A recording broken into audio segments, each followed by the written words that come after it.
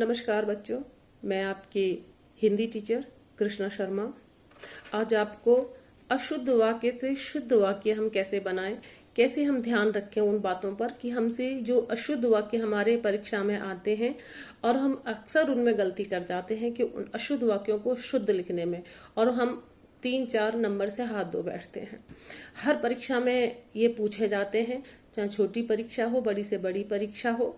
ये जरूरी नहीं है कि बच्चे ही गलती करते हैं, हम बड़े भी गलती करते हैं अक्सर। शुद्ध वाक्यों को वर्तनी में भी हमारी अक्सर गलती हुआ करती है कि जब हम बोलते हैं, जैसे कि आशा, और ज्यादातर हमारी जुबान पे क्या रहता है, आशा।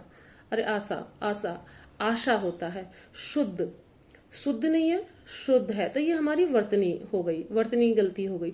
तो अशुद्ध वाक्यों को हम किस तरीके से पहचानेंगे कि ये अशुद्ध है और इसे शुद्ध करना है।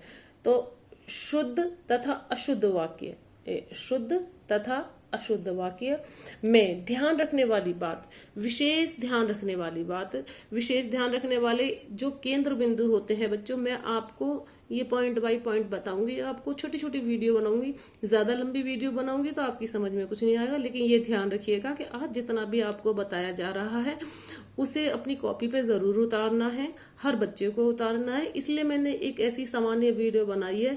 ये 9th बच्चे, 10th के, 11th के, 12th के, हर क्लास के लिए उपयोगी है। यहाँ तक कि ये हमारे लिए भी उपयोगी है। अगर हम किसी परीक्षा में भी बैठते हैं, बड़े बच्चे भी, बड़े स्टूडेंट्स होते हैं, हम जॉब के लिए अप्लाई करते हैं, टेस्ट देते हैं, एंट्रेंस देते हैं, ये वहाँ बहुत महत्वपूर्ण जानकारी मैं आपको देती हूँ।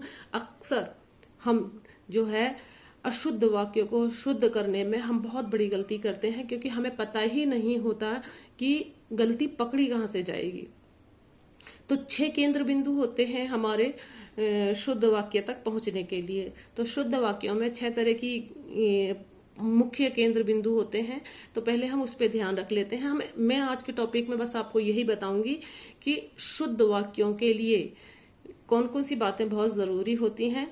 उसके बाद स्टेप बाय स्टेप में, हो सकता है मैं 3-4 वीडियो में आपकी ये बात क्लियर कर दूं, और आप फिर कभी, मैं ये नहीं कहती कि जिंदगी में कोई गलती नहीं होगी, लेकिन गलती होने के चांस जो है बहुत कम होंगे।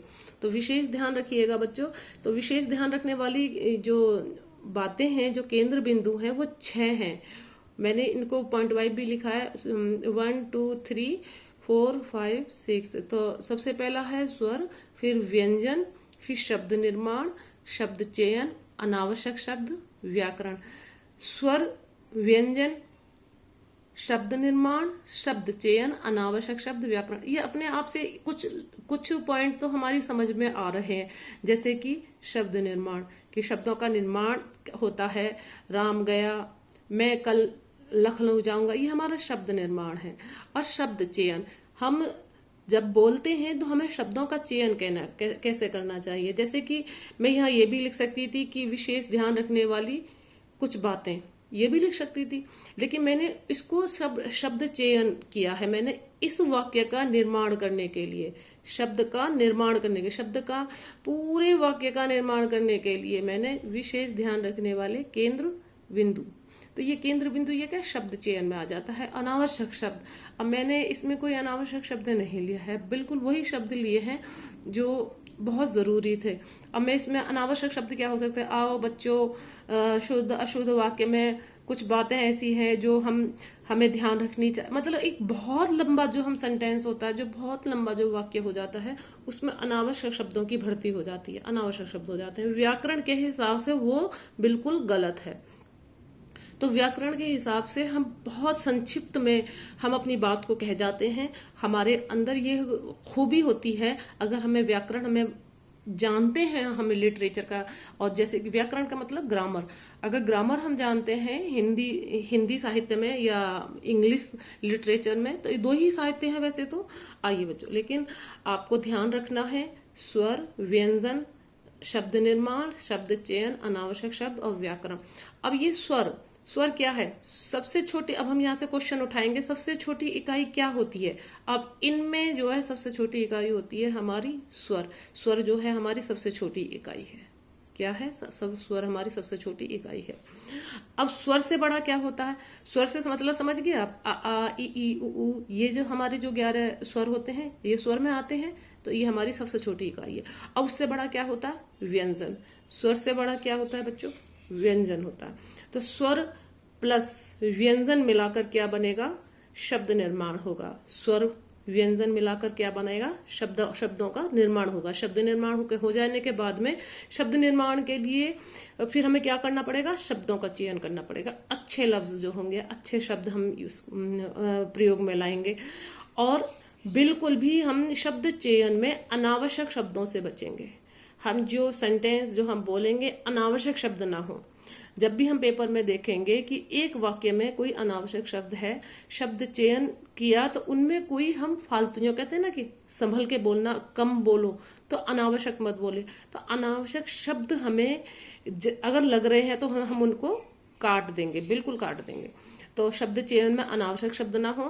और आखिर में रह जाती है हमारी विशेष तौर पर व्याकरण। व्याकरण के हिसाब से क्या वो शब्द पूरा सही है, जिसमें कि आपका व्यंजन, जिसमें आपका स्वर आ गया, व्यंजन आ गया, शब्द निर्माण आ गया, शब्द चयन, अनावश्यक शब्द और व्याकरण, अगर उनमें ये सब चीजों से खड़ा उतरता है तो वो वाक्य आपका बिल्कुल तरीके से शुद्ध है। ध्यान रखिएगा, इन 6 में सबसे छोटी इकाई क्या है? स्वर है। फिर उससे बड़ा व्यंजन है, और व्यंजन को मिलाकर ही शब्द निर्माण होता है। शब्द निर्माण के लिए शब्द चयन बहुत सोच समझकर करना चाहिए हमें, शब्दों का चयन। और शब्दों का चयन जब हम करें तो उनमें अनावश्यक बातें बिल्कुल भी ना हो। और आखिर में हमारा होता है व्याकरण। अब आइए मैं आपको अब ये बताती हूँ कि शुद्ध वाक्य में हमेशा हमें किन बातों का ध्यान रखना चाहिए।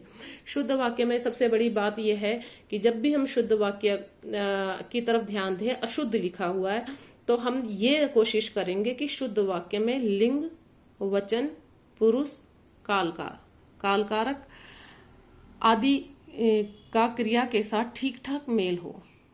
क्या? जब कोई शुद्ध वाक्य होता है उसमें लिंग, वचन, पुरुष, काल कारक आदि का क्रिया के साथ ठीक ठाक मेल हो।